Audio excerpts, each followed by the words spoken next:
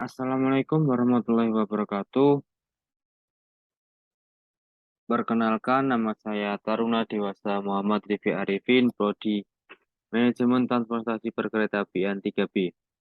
Pada kesempatan kali ini, saya akan menjelaskan terkait dengan peralatan operasi lokomotif DE. Langsung saja kita langsung masuk ke pembahasannya.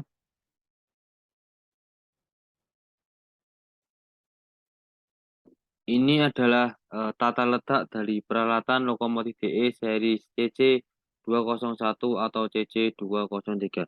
Dapat dilihat skema penempatan peralatan pada lokomotif DE tersebut.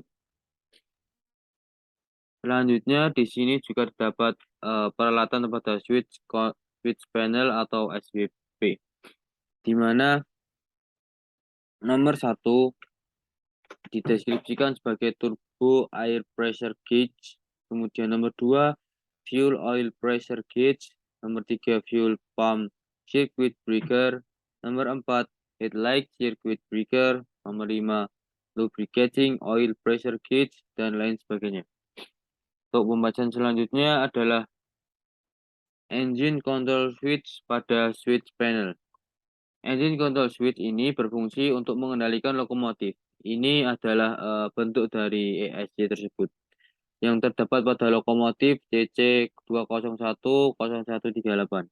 Pada lokomotif CC 2010138, posisi yang pertama adalah posisi stop, di mana posisi stop adalah ketika mesin diesel mati. Yang kedua adalah posisi run, di mana didefinisikan sebagai lokomotif dapat dioperasikan. Yang ketiga adalah posisi idle, di mana mesin diesel hidup tetapi lokomotif tidak dapat dioperasikan. Yang keempat adalah posisi pump, di mana posisi pump ini adalah posisi untuk memompa bahan bakar pada saat akan menghidupkan mesin diesel tersebut. Yang terakhir adalah posisi start, di mana posisi start untuk mengengkol atau menghidupkan mesin diesel setelah tekanan bahan bakar mencapai 2,8 kg per cm kuadrat. Kemudian selanjutnya pada lokomotif CC 201 3972, di mana terdapat tiga posisi. Perlu diperhatikan ada catatan di mana pump tidak ada dan stop tidak ada. Untuk yang pertama adalah posisi run. Posisi run ini sama seperti sebelumnya, yaitu lokomotif dapat dioperasikan. Kemudian yang kedua adalah posisi idle, di mana mesin diesel hidup tetapi lokomotif tidak dapat dioperasikan.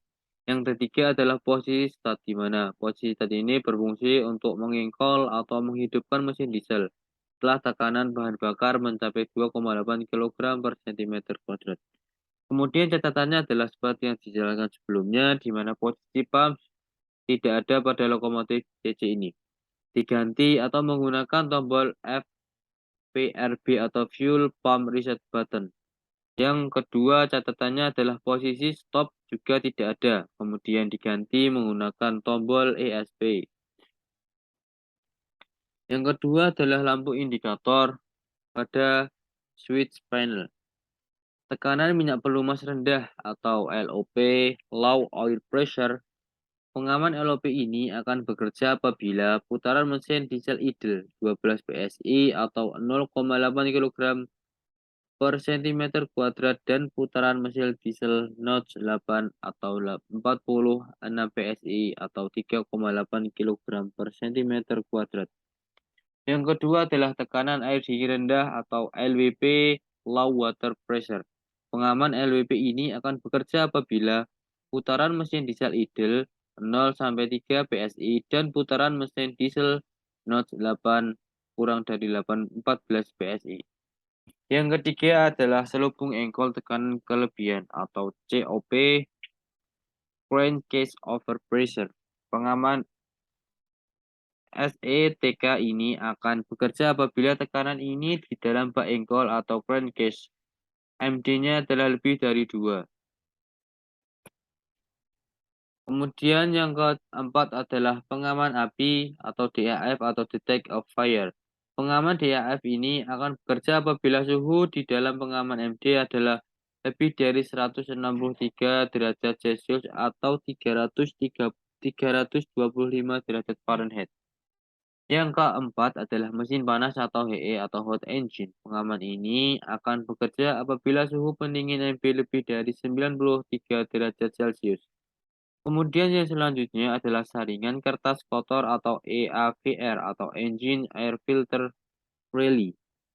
Pengaman ini akan bekerja apabila saringan kertas kotor atau saluran antara saringan kertas dengan turbo terjadi hamba. Yang terakhir adalah ground power atau hubung singkat. Pengaman ini akan bekerja apabila terjadi hubung singkat pada aliran arus, power atau tenaga dari main generator ke traksi. Untuk pembahasan selanjutnya adalah peralatan pada control stand atau master controller. Di sini adalah gambar dari master controller dari sebuah lokomotif. Untuk yang pertama, yaitu automatic brake valve. Pengereman otomatis atau automatic brake mempunyai beberapa posisi atau kuadran, yaitu yang pertama adalah release, yaitu posisi digunakan untuk pengisian peralatan pengereman atau untuk melepas proses pengereman. Yang kedua adalah minimum reduction, yaitu terletak sebelah kanan dari posisi release. Posisi ini berguna untuk mengurangi tekanan udara pada pipa udara atau brake pipe dan tangki penyama atau equalizing reservoir sehingga berkurang sekitar 5 PSI. Selanjutnya adalah service, yaitu posisi digunakan untuk melakukan proses pengereman di mana posisinya sebelah kanan dari posisi min reduction. Apabila handle cam digerakkan ke kanan dari posisi service, maka akan terjadi kondisi full service di mana pengereman maksimum. Yang keempat adalah suppression, yaitu posisi untuk mereset atau menormalkan apabila terjadi PC open atau lampu keamanan menyala, supaya brake pip normal kembali menjadi 70 PSI. Kemudian selanjutnya adalah handle off, yaitu posisi lepas gagang atau pindah meja pelayanan, atau posisi pada saat lokomotif tidak dioperasikan sebagai rangkaian pada saat multiple unit. Kemudian yang terakhir adalah emergency, yaitu posisi rem cepat pada saat pengereman darurat. Posisi ini dapat juga digunakan untuk mereset bila terjadi PC open. Untuk yang selanjutnya adalah cut off pilot valve, di mana berfungsi sebagai double handling cock, yaitu untuk yang pertama adalah in. Posisi ini pada lokomotif lainnya dapat dirubah menjadi posisi pas atau passengers atau penumpang, dan posisi FRT brake atau barang, yaitu posisi pada saat automatic brake valve dilayani. Yang kedua adalah out, di mana posisi pada saat automatic brake valve tidak dilayani atau pada saat multiple unit sebagai lokomotif pengikut atau rangkaian. Di sini adalah gambar dari cut off pilot valve. Kemudian yang ke-C adalah independent brake handle. Pengereman independen, yaitu pengereman yang bekerja atau berfungsi hanya untuk merilis atau mengerem lokomotif sendiri. Mempunyai dua posisi, yaitu yang pertama adalah rilis, yaitu saat posisi pelepasan rem. Yang kedua adalah application, yaitu posisi pengereman. Dalam independen ini biasanya digunakan ketika saat kereta atau sarana berhenti atau dalam kondisi parkir. Bisa juga disebut dengan handrem. Kemudian yang D adalah receiver handle, di mana receiver handle digunakan untuk mengendalikan arah lajunya lokomotif, baik itu mundur atau maju, dan mempunyai posisi, yaitu yang pertama adalah maju, netral, dan mundur. Ketika ingin memajukan lokomotif, maka arahkan ke kanan, dan ketika ingin memundurkan lokomotif, maka arahkan ke kiri pada handle receiver ini.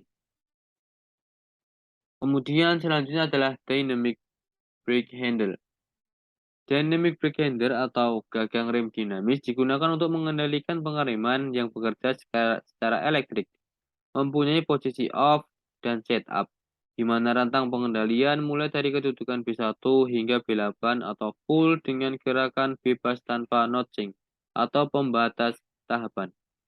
Mechanical interlocking, mekanik saling mengunci di antara satu gagang dengan gagang lainnya, mencegah gagang rem dinamis dapat digerakkan di luar kendali ke kedudukan di luar off. kecuali gagang, throttle idle, dan reservoir maju atau mundur. Pada dynamic brake ini efektif digunakan ketika berkecepatan tinggi, yaitu sekitar di atas 40 km per jam. Selanjutnya adalah throttle handle. Throttle handle atau gagang tenaga digunakan untuk mengendalikan putaran mesin diesel saat beban kosong atau untuk mengendalikan tenaga dan putaran mesin diesel saat lokomotif bertenaga. TH dapat digerakkan pada saat yang pertama MT beban kosong sama dengan gagang, idle, dan reservoir dalam keadaan netral. Kemudian yang kedua adalah pada saat lokomotif bertenaga di mana gagang, idle, dan reservoir maju atau mundur. Pada throttle mempunyai kedudukan sebagaimana pada tabel berikut. Di mana di sini terlihat pada notch 0 putaran MD tidak ada, keterangan selenoid di kerja. Kemudian selanjutnya untuk netral 444 sampai 456 RPM dengan keterangan selenoid belum bekerja. Kemudian yang ke satu adalah 444 sama dengan halnya netral. Akan tetapi untuk yang ke selanjutnya adalah 2 adalah 519 sampai 549 RPM dengan selenoid A kerja. Untuk yang ketiga adalah 606 sampai 636 RPM dengan selenoid C bekerja.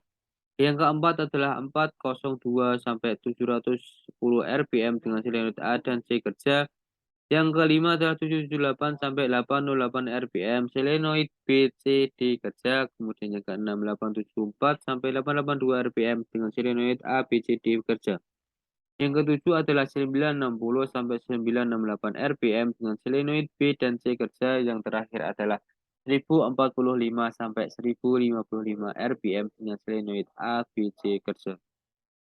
Kemudian selanjutnya adalah lampu indikator yang ada di control stand, di mana ada dua yaitu roda selip atau wheel strip. Pengaman ini akan bekerja apabila roda lokomotif mengalami selip. Selanjutnya adalah pengawas keamanan. Pengaman ini akan bekerja apabila lokomotif mengalami PC open. Selanjutnya adalah deadman pedal atau vigilance control, di mana pengaman pedal ini ada dua jenis, yaitu yang pertama adalah deadman pedal yang harus diinjak terus-menerus, dan yang kedua adalah deadman pedal yang harus diinjak dan dilepas. Biasanya diinjak maksimal itu 50 detik dan dilepas maksimal 5 detik. Berikut adalah presentasi yang dapat saya sampaikan. Kurang lebihnya mohon maaf apabila ada salah kata. Saya minta maaf. Wassalamualaikum warahmatullahi wabarakatuh.